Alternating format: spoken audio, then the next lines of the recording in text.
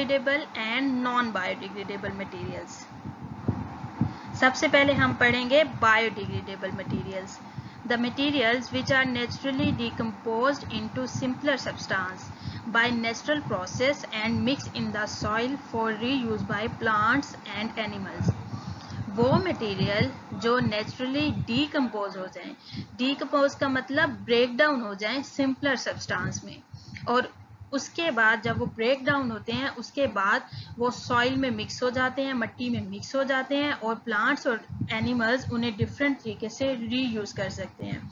मतलब वो मटेरियल्स जो के रीयूज हो सके सॉइल में मिक्स होके by animals and the plants, और जो नेचुरली ब्रेक डाउन हो सके सिंपलर सब्सटेंस में, वो हमारे बायोडिग्रेडेबल मटेरियल हैं।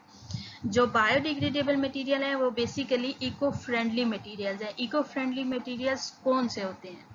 वो मटेरियल जो इन्वायरमेंट के लिए हार्मफुल नहीं होते, मतलब वो इन्वायरमेंट में किसी किस्म की पोल्यूशन पैदा नहीं करते। उसकी रीज़न ये है कि वो नेचुरली ब्रेक डाउन हो जाते हैं सिंपलर सब्सटेंस में। जिस तरह से हम लोगों ने एग्जांपल दी हुई है किचन वेस्ट, ट्री लीव्स, इसकी और भी बहुत सारे एग्जांपल्स हैं जिसमें वुड आ जाता है, पेपर, कॉटन, वेजिटेबल्स, फ्रूट्स।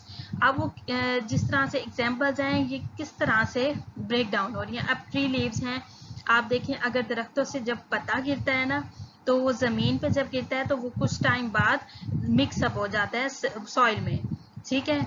तो वो क्या होता है, जब वो सॉइल में मिक्सअप होता है ब्रेक डाउन होके, तो वो हमारे इन्वायरमेंट के लिए किसी किस्म की पोल्यूशन पैदा नहीं करता, ठीक है।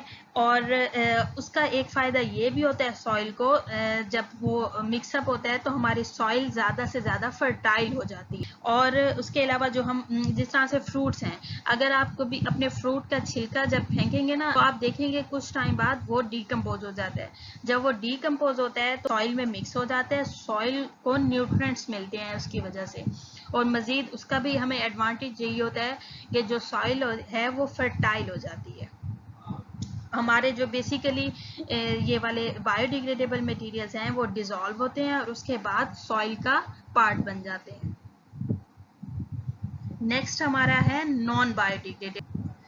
The materials which can not be decomposed into simpler forms by natural process.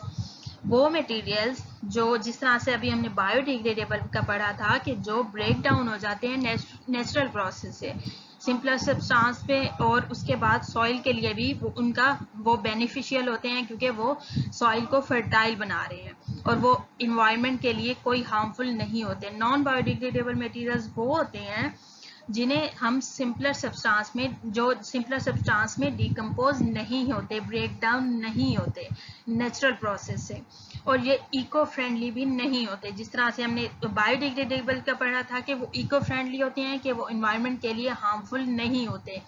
जो हमारे नॉन बायोडिग्रेडेबल हैं वो इन्वायरमेंट के लिए हार्मफुल होते हैं, क्योंकि उसकी रीज़न क्या है कि वो डीकम्पोज तो हो नहीं रहे।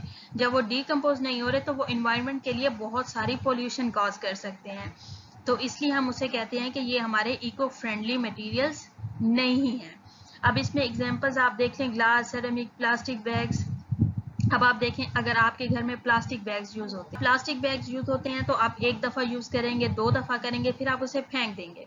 जब आप उसे फेंकते हैं तो वो हमारी सॉइल में मिक्सअप तो होते नहीं हैं, तो क्या होता है उसकी वजह से इन्वायरमेंट में पोल्यूशन पैदा होना शुरू हो जाती है। और अगर हम उन्हें जो हमारे नॉन बायोडिग्रेडेबल इन्वायरमेंट है, जो हमारे नॉन बायोडिग्रेडेबल मटेरियल्स हैं, अगर हम उन्हें जला लें, अगर हम उन्हें जलाएंगे तो उससे क्या होगा, वो हमारी एयर पोल्यूशन का सबब बन सकते हैं। तो इसलिए जो हमारे नॉन बायोडिग्रेडेबल हैं वो हमारी इन्वायरमेंट के लिए हार्मफुल होते हैं क्योंकि वो इन्वायरमेंट में पोल्यूशन कॉज कर सकते हैं।